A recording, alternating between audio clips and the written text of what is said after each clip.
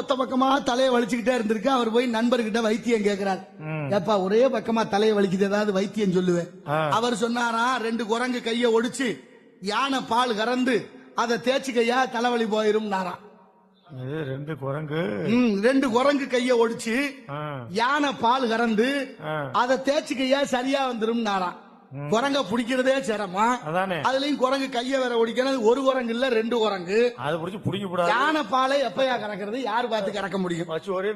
எவ்வளவு ஒரே மிதிச்சு போட முடியல.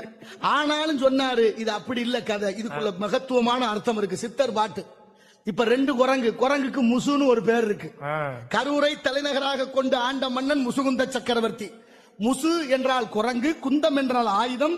அந்த மன்னன் குரங்காக இருந்தான் முற்பிறவியிலே. ஒரு வில்வ மரத்திலே உட்கார்ந்து கீழே இருந்த சிவலிங்கத்து மேலே அந்த குரங்கு சேட்டையோட கிளையை உழுப்பியதனால் அந்த வில்வ இலை விழுந்தது. பார்வதி வெகுண்டு பார்க்க பரமசிவன் சொன்னாரா, விழுந்தது அது அராசகமா செஞ்சாலும் விழுந்தது வில்வம் தானே, அல்வானா இனிக்கத்தானே செய்ய, அதனால அவனை வெகுளாது அவனுக்கு ஒரு வரம் கொடுப்போம்னு கொடுத்தது. மறுபிறவிலே சக்கரவர்த்தியாக பிறப்பாயின்னு வரம் கொடுத்தாராம் சிவபெருமான். அப்படி சக்கரவர்த்தியா பிறக்கணும்னு சொன்னோடனே குரங்கு கேட்டுக்கிச்சான், ஐயா நான் சக்கரவர்த்தியா பிறந்தாலும் இந்த முகம் மாறாம எனக்கு இருக்கணும் அப்படின்னு கேட்டுக்கிட்டதுனாலதான் குரங்கு முகத்தோட குந்தம் என்ற ஆயுதத்தோட வந்த மன்னன் முசுகுந்த சக்கரவர்த்தி. எங்க கரூரை தலைநகராக கொண்டு ஆண்டான். அந்த முசுன்னா குரங்கு தானே. 2 குரங்குனா என்ன சொல்லணும்?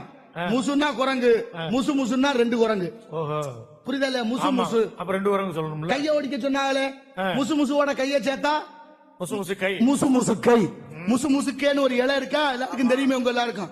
அந்த முசு முசுக்க இலைய பறிச்சு அதுல யானைக்கு பால் கறக்க முடியாது. யானைக்கு இன்னொரு பேர் இருக்கு, அத்தின்னு பேரு. அந்த அத்தி மரம் இன்னைக்கெல்லாம் ஆலயங்கள் தோறும் இருக்கு. அந்த அத்தி மரத்தை ஒடிச்சா பால் வரும். அத்தி மரத்து பாலும் முசு முசுக்க இலையும் ஒன்னா சேர்த்து கசக்கிட்டு தேய்ச்சா தலைவலி போகும். யாரு கேப்பா? கேட்டுக்க எவ்வளவு